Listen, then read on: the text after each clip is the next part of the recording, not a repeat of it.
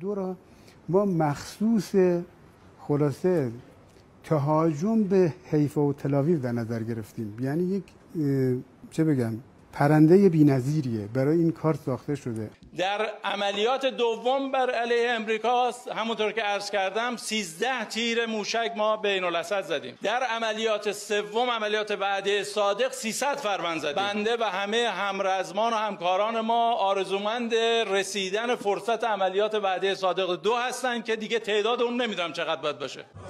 راهکار و پاسخ ترامپ و نتانیاهو ساخت سلاح هسته‌ای است و قوی شدن است. بیا قوی شو.